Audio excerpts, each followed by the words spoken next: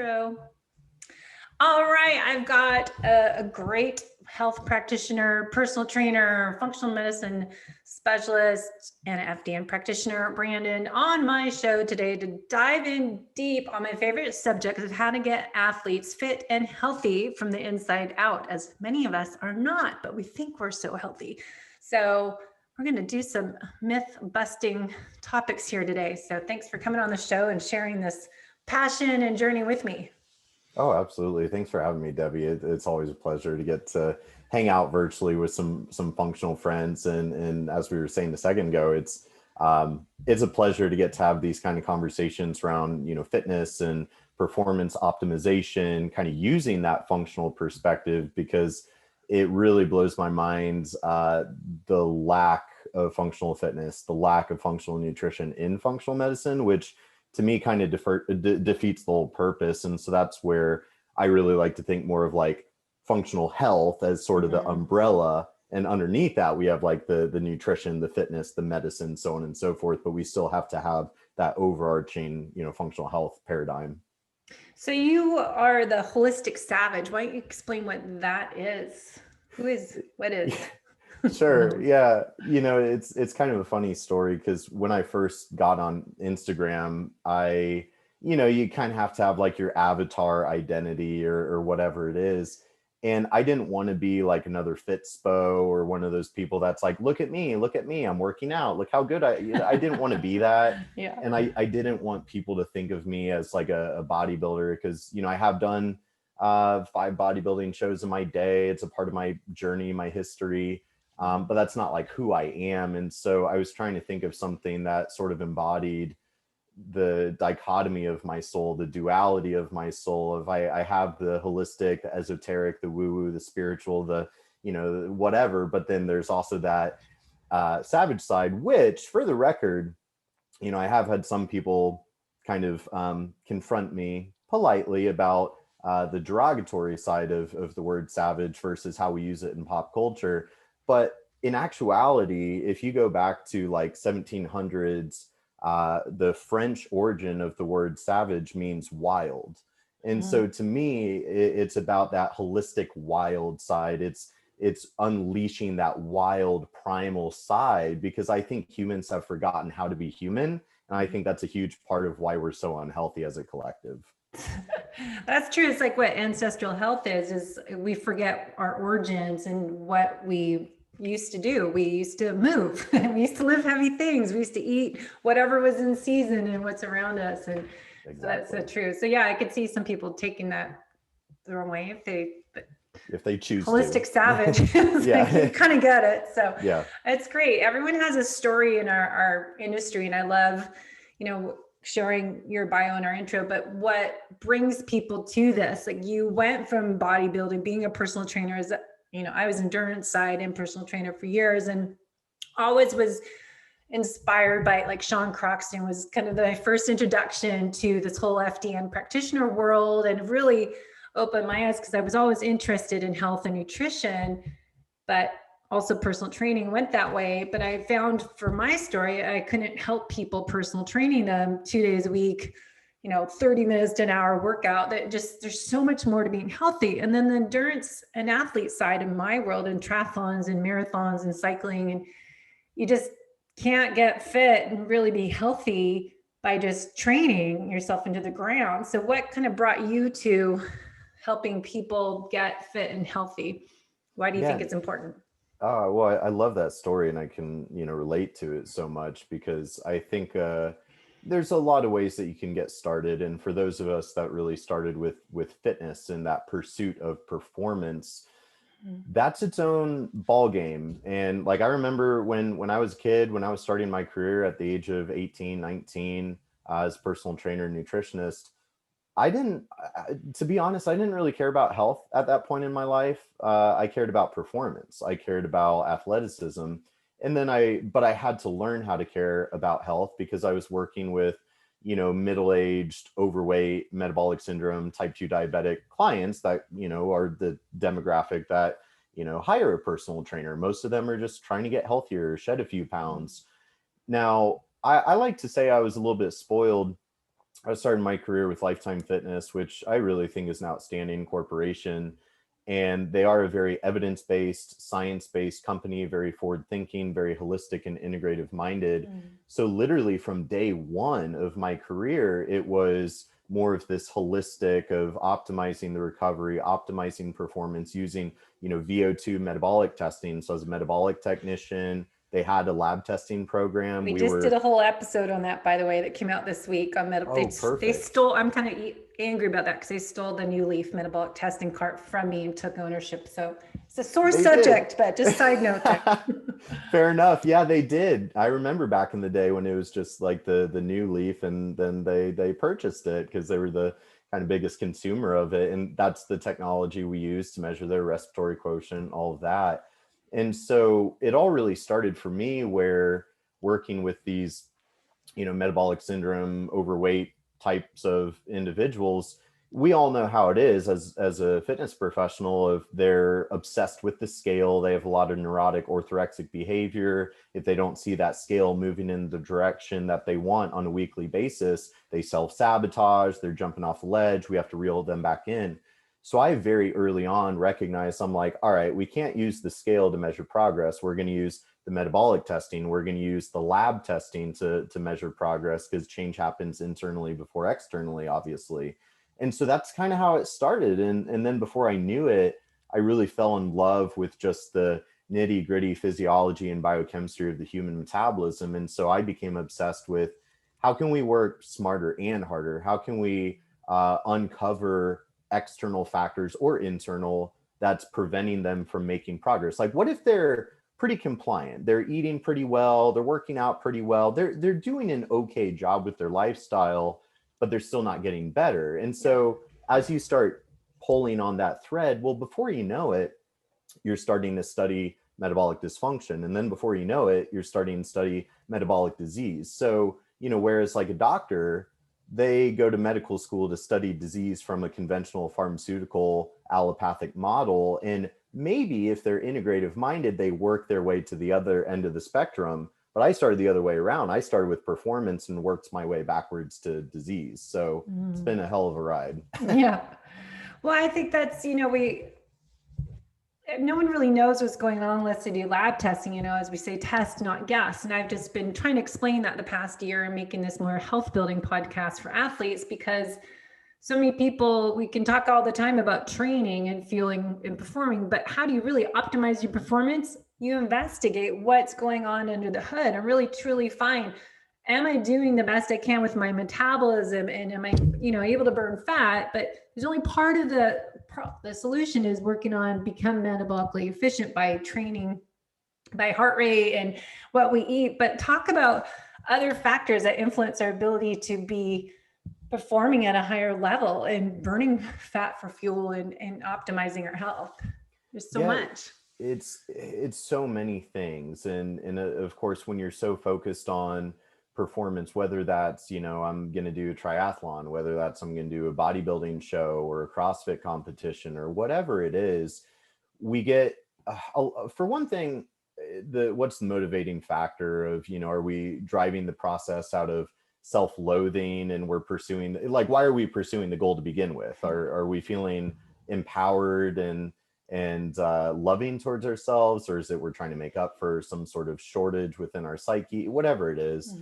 But my point being, at least speaking for myself, I used to fuel my performance goals out of sort of a self-loathing. Like, I didn't like myself, and so it was this more punishment attitude. And you don't build health by punishing yourself, right? Yeah. So and we see that a lot. Like CrossFit I am a CrossFit coach amongst other things, and I used to coach, and you see that a lot. Like the high level CrossFit athletes, it to me that looks like punishment. And it doesn't look like you're being kind to your body or kind to yourself. That looks like you're harassing yourself through exercise, right?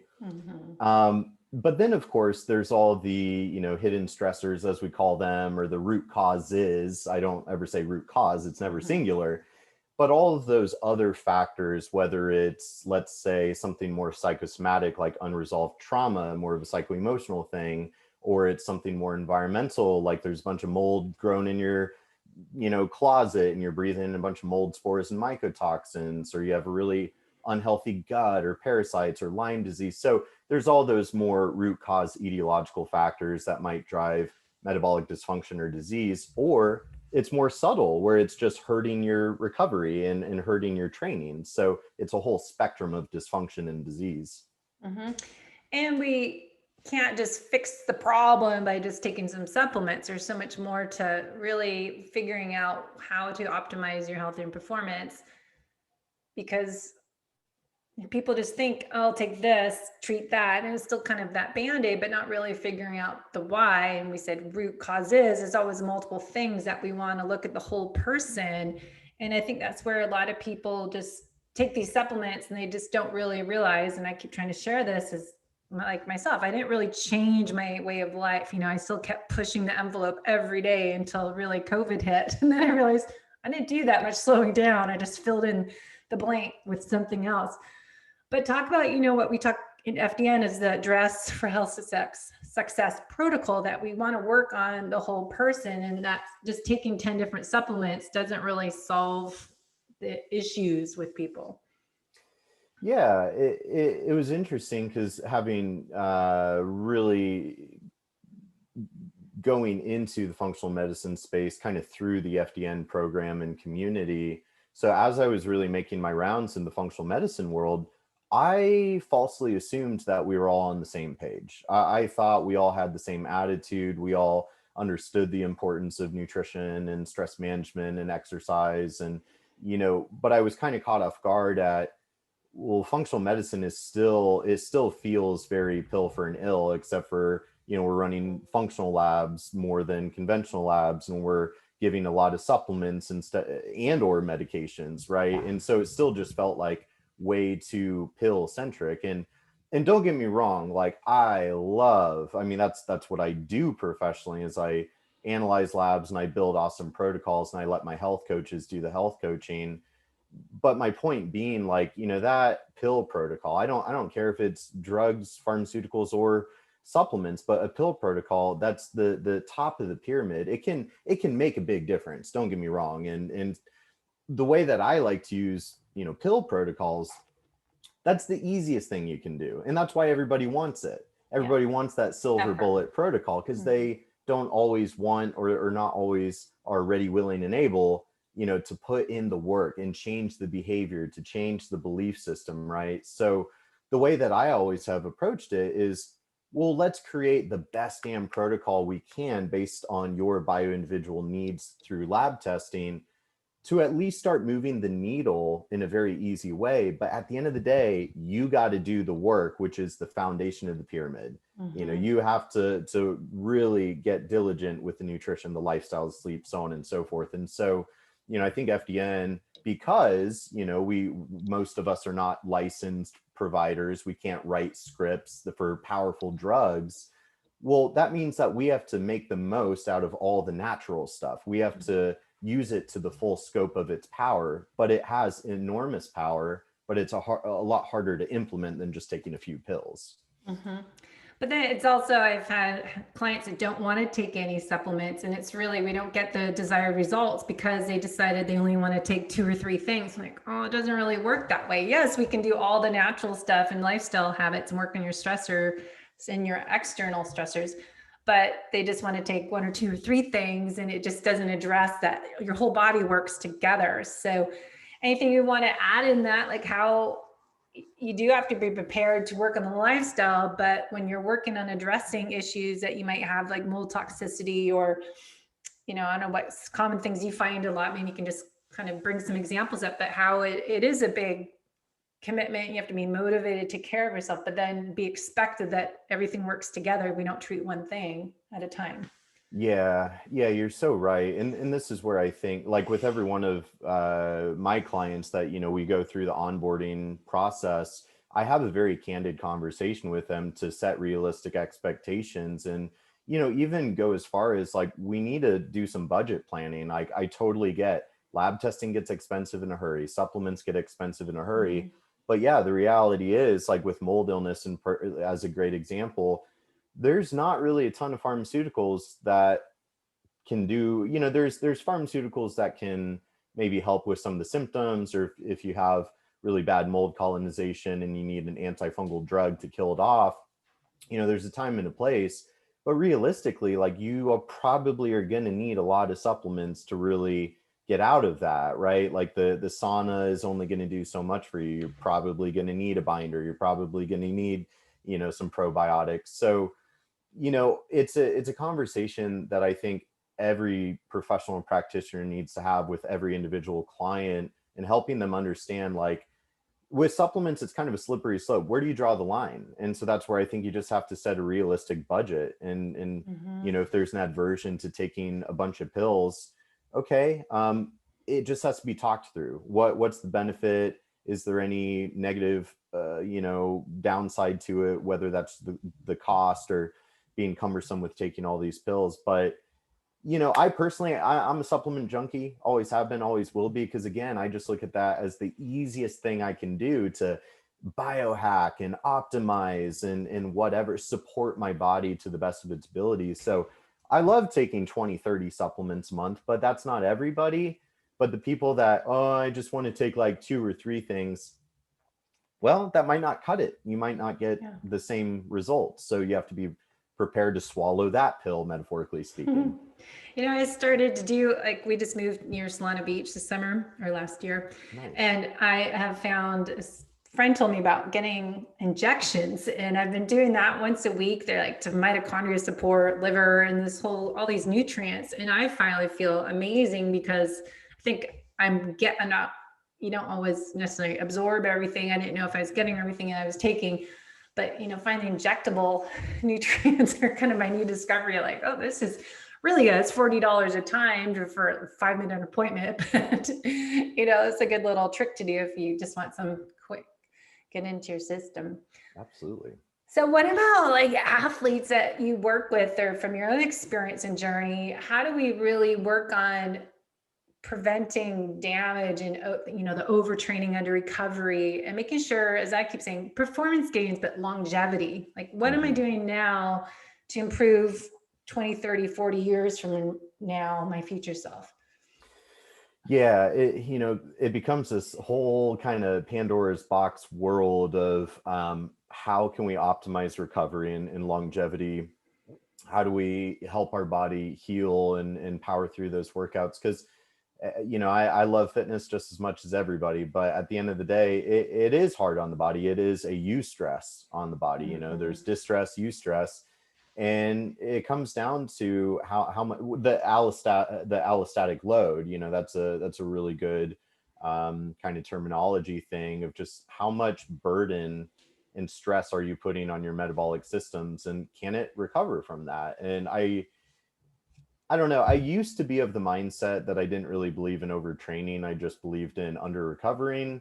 But honestly, as I get older and I start feeling the effects of aging in my own body, I'm like, ooh, no, overtraining is a lot easier than I think people realize. So, you know, you have to have a really, the more solid your foundation is, the better. I don't think a lot of athletes really have a great foundation. You know, maybe they're fit, but in my experience, most athletes, their nutrition, their sleep, their stress management is really not as great as they would think. You know, their gut health usually sucks. I find a lot of athletes and fitness people have really bad gut health. They're too stressed out. They're not giving their body the nutrients it needs to have a healthy garden of life that is the microbiome. A lot of athletes have a lot of, you know, mineral and nutrient depletions because they're just not getting enough through the diet. But then on top of that, there's so much more oxidative inflammatory burden on the athlete's body, right? I mean, and it's almost like pick your poison, because on the one hand, you have like overweight metabolic syndrome, and well, they're really inflamed and a lot of oxidative stress because, you know, they're overweight, and that visceral fat is highly inflammatory and their blood sugar is really high. So there is more of that metabolic syndrome induced inflammation and oxidative stress. But on the flip side of that, with athletes, just because of their hard training, especially endurance athletes, oxidative stress becomes a huge conversation, because you'll see triathletes in particular, you know, they might be 40 years old, but they look so much more aged and weathered And it's like, yeah, because you're going through the elements and burning through your mitochondrial, and the amount of superoxide and free radicals that they're generating with every workout. And that's a lot of oxidative load and inflammatory load that the body then has to quench. So I think optimizing the lifestyle, the supplements, everything to try to quench that, to quench those radicals, to quench those cytokines becomes a huge focal point.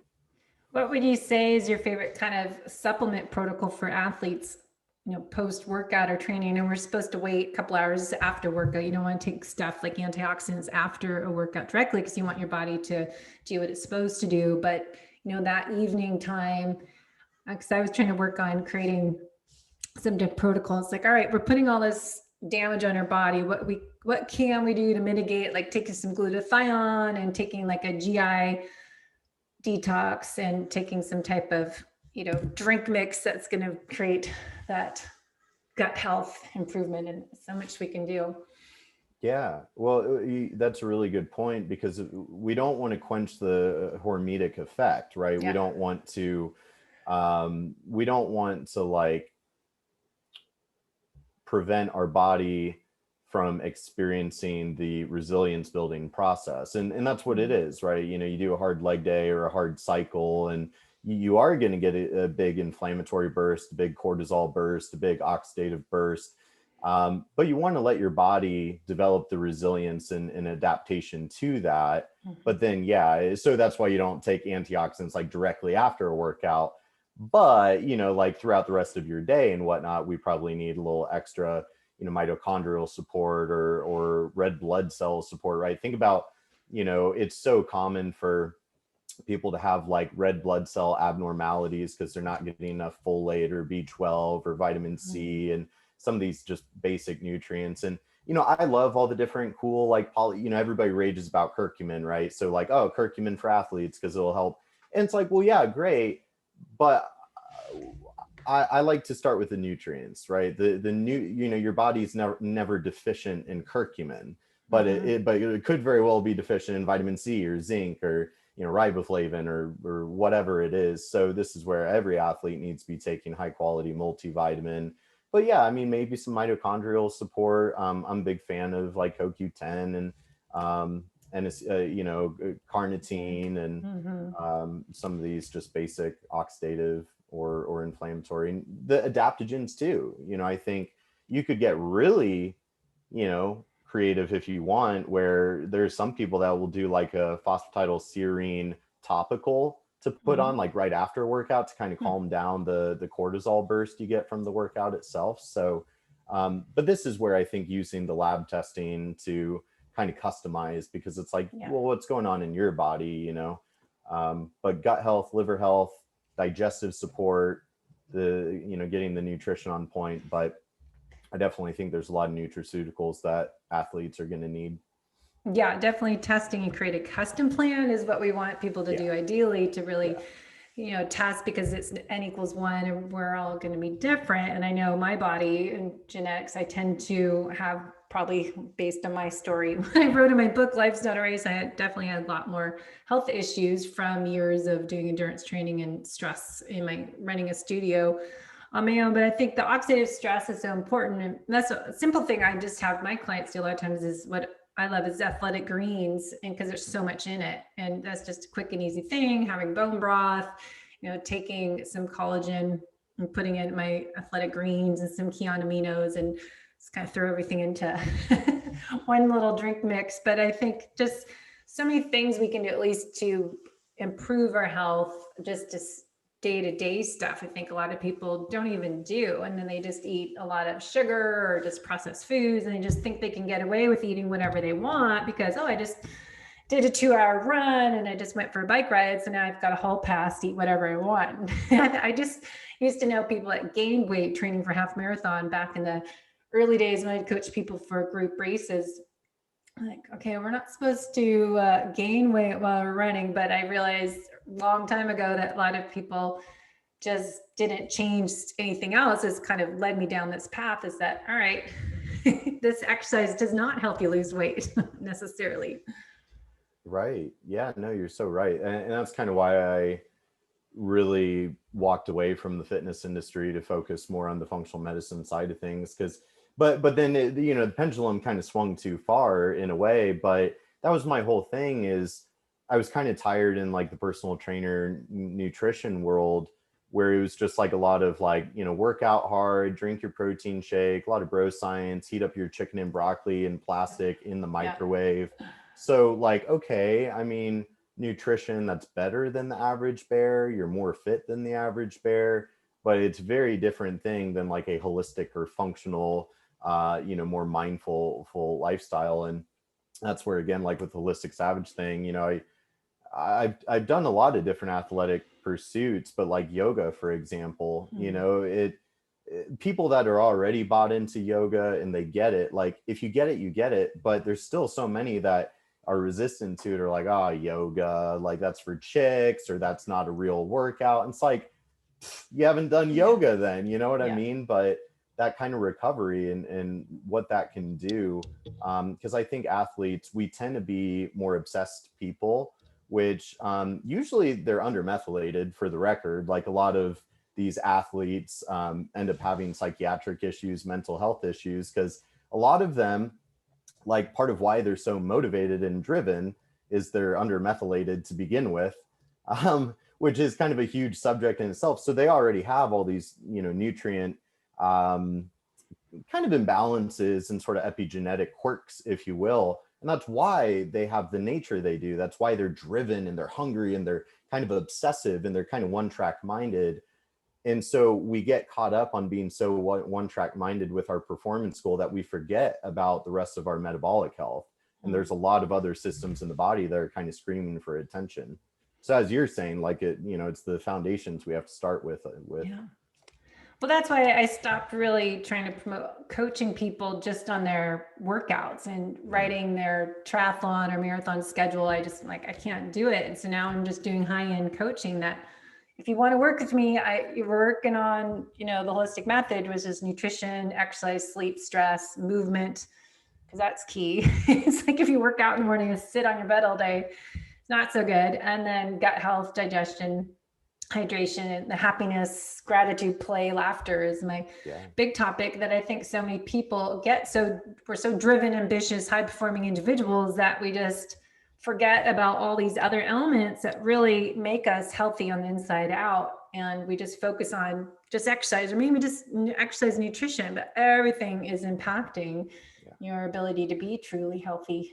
Yeah, absolutely. Absolutely. And in a way, it's almost that I've found in my own journey, there's been some contrast, because I used to be maybe a little hungrier in the sense of like, I was very motivated. Like I wanted to be the strongest, or, the buffest, or the fastest, or, the best athlete, the best performer. But at some point you kind of have to question, like, what's driving that? Like, what are you searching for in that? And is your pursuit, is what you're doing, is that really moving you closer to like self-actualization and eudaimonic happiness? Or are you just kind of slave to your egocentric pursuits that might not really be what's best for your higher self, your happiness, and your health? So I do find that there is a divergence in the road of performance versus health. There does become a split, and there does come this point where you kind of have to decide what's more important to you, your health or your performance. Now, ideally, you try to marry the two, but they do split eventually. That's so true. I mean, that's kind of what happened to me, and what I've found over the last few years is really, well, I said this many times in my podcast, that I never knew what happiness was until we moved here last year. And it was like, walked away from owning a fitness studio that broke me down, my health, for 10 years. And I didn't realize how it was constant stress weighing me down, and being able to just focus on being a health and fitness coach, and now online, and you have this sense of relief, and you don't know it until you leave your job or leave something and make a new phase in life and create a new journey, that you don't realize you get used to that new normal. That's your new normal. You don't realize there's so much more potential out there, how you could live your life and thrive each day. And I really try to share that. And I think last year was a perfect opportunity for all of us around the world to take inventory of like, okay, how, is this the life I want to be living? And is this a person I want to be? And how can I do something now that I could recreate my future self and really focus on my longevity and my future life, I think was such a good learning lesson last year that people hopefully took time to do. Yeah, no, that was beautifully said. And that's where I think it's absolutely crucial for every human, including athletes, especially athletes, to have some sort of kind of introspective spiritual practice, whatever that is, whatever it looks like. It's highly individualized, but it's that root cause. Why? Why are you living the way you're living? And is it in alignment with that future self goal of like, who do you want to be? What do you want to embody on this planet while you're here? And a lot of times it's not till we take a step back and take a step out of our regimen and routine to really do that reflection and introspection. So I was laughing this morning that we got up at almost 6 a.m. And, in fitness, I've been since college, and I'm turning 50 somehow this year. And like, I think the last time I didn't have to get up, until COVID, and this past year now, my new job, I don't have to work until usually 9. I start 8:30. But now, like, I just wake up when I wake up. And for my whole life, I've been at the gym working with clients at 6 a.m. or teaching class. I used to be at work at 5 a.m. So there's some benefits of this new life. It's like, oh my gosh, I just can get a full sleep, and my Aura ring is loving me because I'm getting this sleep score 90-92 each night and really working on that. But what do you do to take care of yourself, to really how to, biohack? I hate that word, but it's like keto, all these labels of things. But what do you do to take care of yourself, and tips for other athletes to really optimize their health? Yeah, no, absolutely. I love what you said though. And I think less is more is a really valuable I always say lesson. That too, for sure. That's a hard thing for a motivated athlete to learn. But again, you start digging a little bit into their psyche, and, there's usually other, whether it's more of a spiritual, existential, psychological, but also kind of a psychiatric, being a mental health dude myself, have to bring it up, because a lot of times, you see these people that are hell-bent on achieving some sort of athletic or other, work-related goal.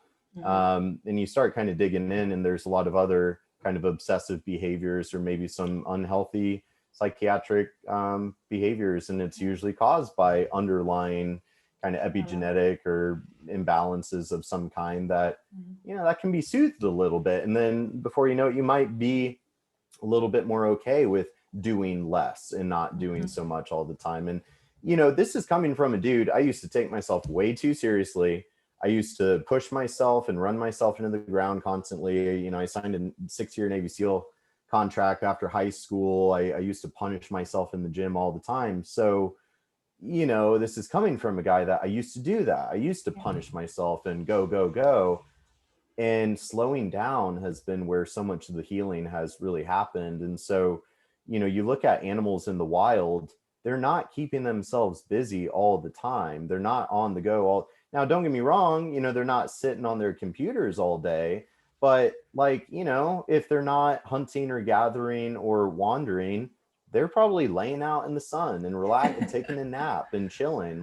They are not so sympathetic driven like humans are. We just constantly have to be doing stuff, and we wonder why we're not happy or healthy if we're burning the candle at both ends. So the lifestyle I live today is so much more detailed and kind of tuned into my individual needs, whereas I used to lift heavy weights 5, 6, 7 days a week, and maybe do cardio on top of that or whatever else. These days I enjoy a pretty cushy schedule. I'll lift like 2 to 4 days a week. I do yoga 2 to 3 days a week. I do like one hard run to make sure my VO2 is on point. Daily walking, like just walking. I know walking isn't quote unquote sexy, but Hippocrates said walking is man's best medicine. And he was the father of medicine. So he said all the best quotes, by the way. Oh, he did, didn't he? All the number ones, like always same person. That guy knew what was up, and I'm pretty sure he's looking down on us and like, wow, you guys really messed up the art of medicine. Like, you really bastardized it. What is this? But same as you, I think listening to our circadian rhythms and gaining that intuition and intuitively listening to our biofeedback, your body is always trying to guide you towards what you need, but you really have to listen. You really got to be in tune. So, you know, like you were saying with not having an alarm to wake you up, like, yeah, let the natural light rhythms wake you up. Let your circadian rhythm, you know, wake you up. And, you know, obviously not everybody maybe has that flexibility with their schedule, but you know, you can create it if it's important enough to you, right? So but just getting back to the basics, and again, that wild, that primal, that ancestral, whatever we want to call it, where, you know, humans are made to move constantly, eat real food and nothing but real food, drink water and nothing but water, you know, moan and groan and howl at the moon and make all those guttural noises that are not socially acceptable anymore. But now we know it's like, oh, actually humming and howling and whatever, that stimulates your vagus nerve. And right. And it's like, why did we need research studies to tell us that we're allowed to make all these animal noises? So this is why I'm such a proponent and advocate of, you know, getting back to a more natural way of living, a more primal way of living in a very modern world. You know, that, like, the microbiome is a whole cool subject, right? Of, you know, our medical paradigm is still germ theory, and germs are bad, war against germs, and, you know, let's sanitize ourselves in the world. Oops, actually that's making us all sick too. So where it's like, let's go rub our faces in the dirt. Like, we used to be covered in dirt like all the time, right? So it's these kind of things. And I think people are so, well, what lab test and what protocol, what supplement? And it's like, not asking the right questions, right? So this is where you know, you are asking the right questions, but you got to protect your sleep like it's sacred, because it is. You have to move well, move often, get as much natural light exposure as you possibly can, you know. So you have to start looking around look at the matrix virtual world. Everything's fake. You know, the food is fake. The drugs are synthetic. You know, the social interaction is virtual and synthetic. Like, everything is fake, synthetic, sterilized. It's the opposite, you know. And something I like to say a lot, we're the only living species in existence, as far as we know, that lives dysbiotically with the natural world. We're the only ones. Every other living organism has a homeostatic harmony with the natural world. We don't. We go against the grain, and we wonder why we're like ill and miserable, right? Yeah.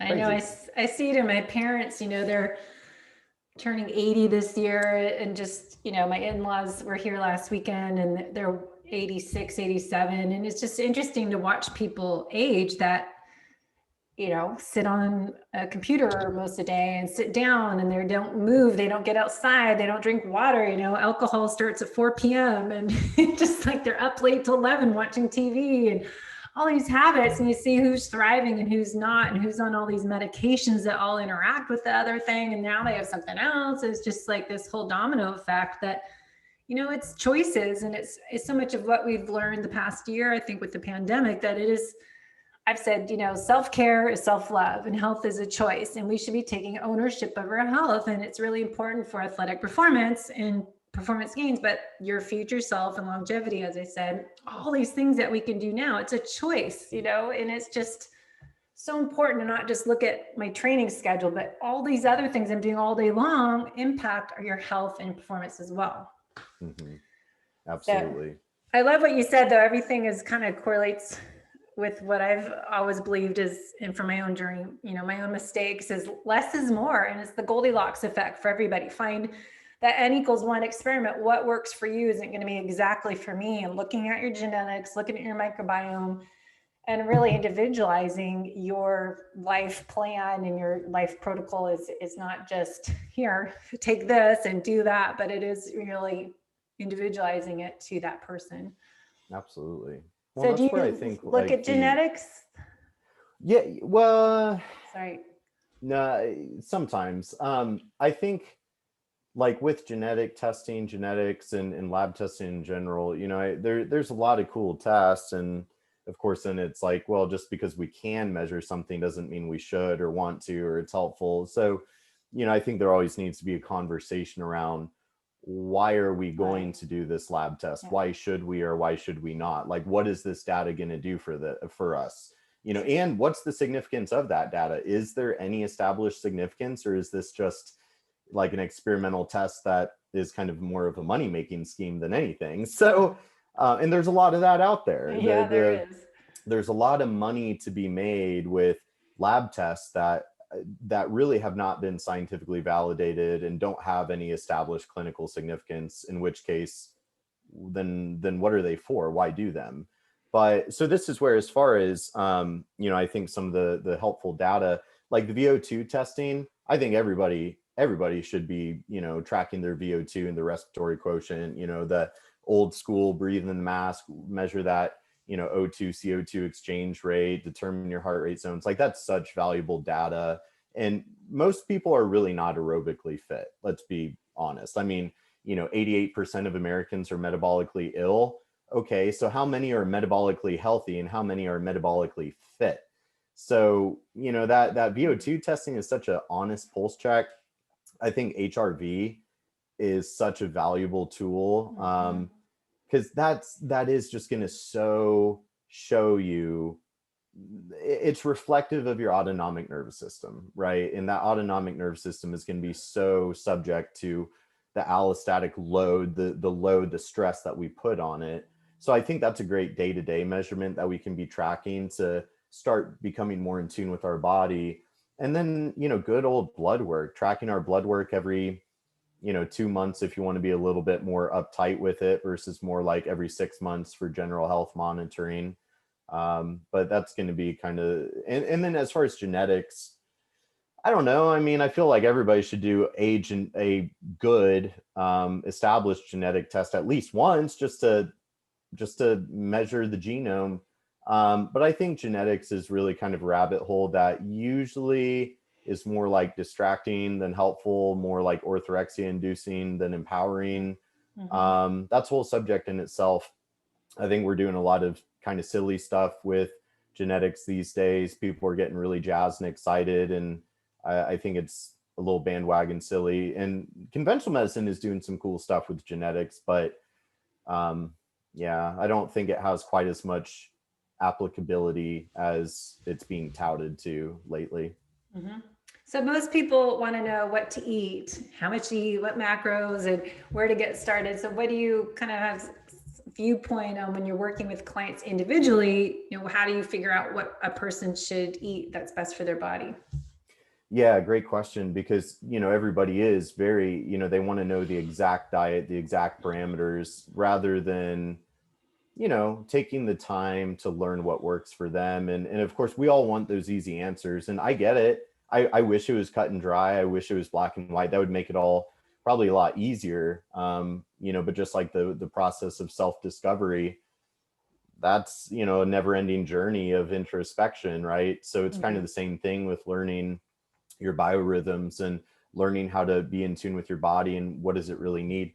And I think we just overcomplicate the crap out of nutrition, right? Yeah. Like I miss the days where it was like, okay, well, there's like paleo and there's like Atkins and there's like Mediterranean, and, you know, standard American is bad. But these days it's even worse. Like now there's vegan and plant-based, which how are those two even different? I'm not sure. Vegetarian and keto and carnivore and intermittent fasting. But well, how long do I fast for? And how do I not screw up when I break my fast? And, you know, there's just all these rules.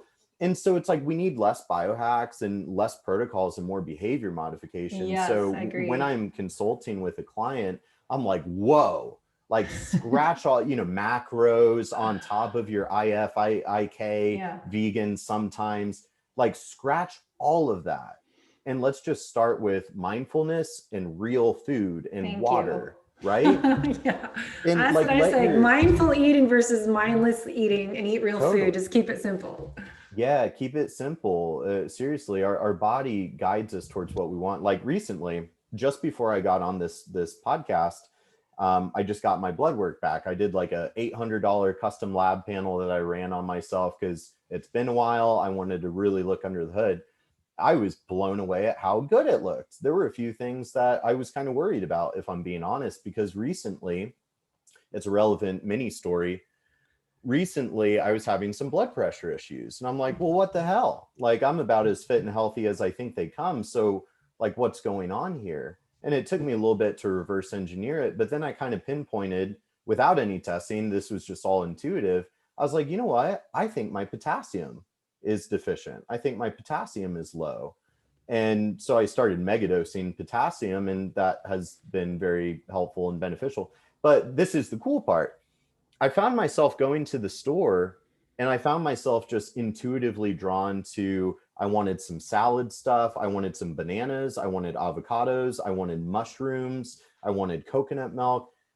And then when I kind of pinpointed the potassium thing, I was like, wait a second, these are all high potassium foods. And so my point with this story is, I genuinely believe my body was really craving some freaking potassium, and it was driving me towards the foods that are rich in that. Now, you know, this is years and years and years of intuition honing to get to that point where I'm kind of in tune and whatever. But my point being, you know, once, you know, your standard American can break out of the chemical addiction to processed food, and you start really, you know, healing your metabolism and reverting back to, you know, real food from the earth, your body will guide you towards what you want. So if you're craving a big bloody steak, go eat a big bloody steak. If you're craving a salad, eat a salad, right? Your body will guide you towards the nutrients it wants, but just start with real food and nothing but real food. Eat when you want, don't when you don't want to, right? Like, develop that mindfulness, but scrap all these rules, because once you have like a really, really, really solid foundation, if you want to experiment with some of that specialized stuff, go for it. But to the kind of unindoctrinated, just start with the basics and start with the behaviors and the mindfulness. Good points. Yeah, I think those are great things to look at, because I hate labeling everything. You know, keto, you know, it's called Low Carb Athlete Podcast, and it's my Instagram handle and everything, but it's about eating real food to balance your blood sugar and burn fat. And lowering your carbohydrates just, to me, means get rid of the junk and eat your vegetables, get your healthy fats, and eat your protein.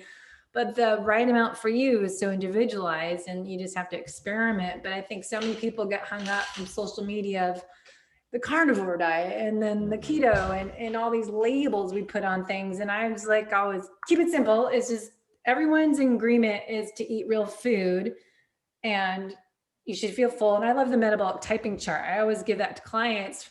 Like, here's how you're supposed to feel after you eat. Here's how you're not supposed to feel. Just look at those comments and then listen to your body.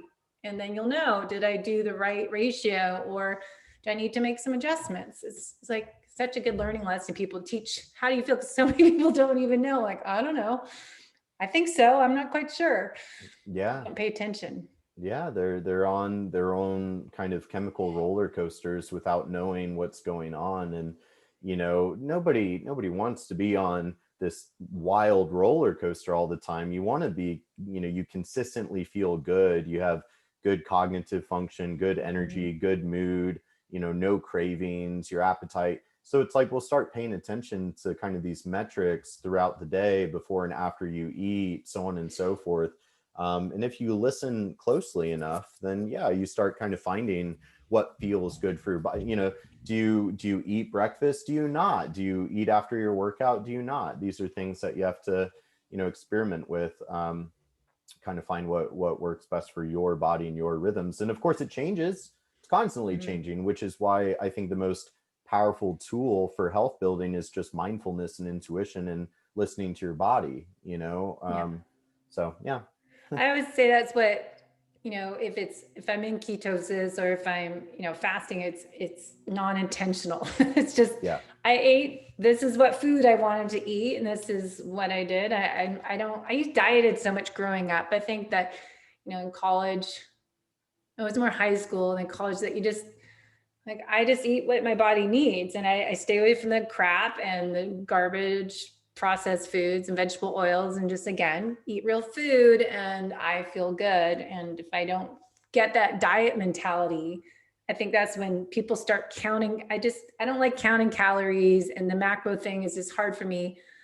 Because then you're fixated on that. You're not fixated on listening to your body, as you were just saying. What does it want? What do I feel like? But people want to count their calories and want to go, okay, I've got 50 grams of carbs a day. But then to me, you're just in that dieting mindset, screwing with your head that you're having to eat these foods and you're not listening to your body anymore. You're just counting. Yeah, exactly. Yeah.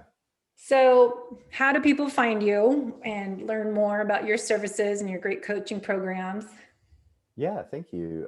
So Instagram, like you said, is kind of my main platform.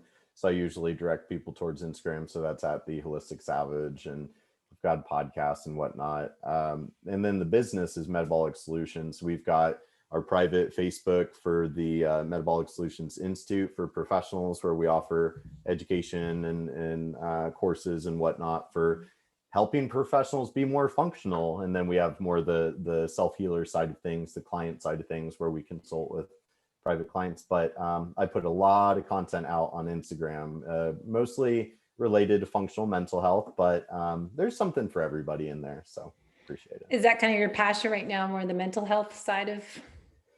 Yeah, well, I found myself too niche down in mold illness. I took a hard dive into mold, and it got to the point where it felt like my whole professional life centered around mold. And I was like, okay, I mean, like, this is a great subject, and I'm glad to, know what I know about it. And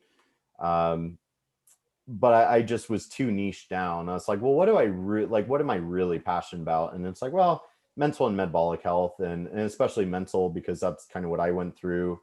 Mental health is really my focus these days. Kind of my whole career centers around a functional medicine approach to mental health and performance. That's a huge area a lot of people need help in that, for sure. Yeah, good job security. Yeah. Yeah, I know it's a lot.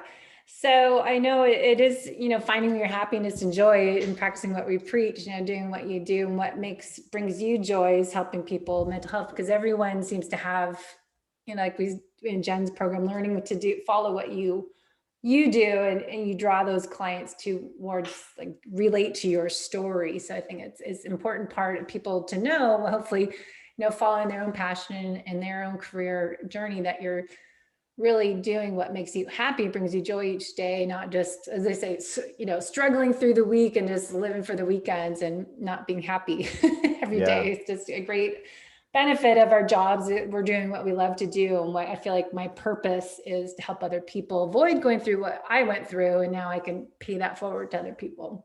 Totally. Well, it's one of those, pursuing fulfillment rather than pleasure. I think that's a good thing to focus on. Yes, for sure. Well, thanks so much for your insight on everything, on how we can be fit and healthy from the inside and out. So I'll put all the links in the show notes if people want to get to know more information. Thank you for your time today. Perfect. Thank you so much, Debbie.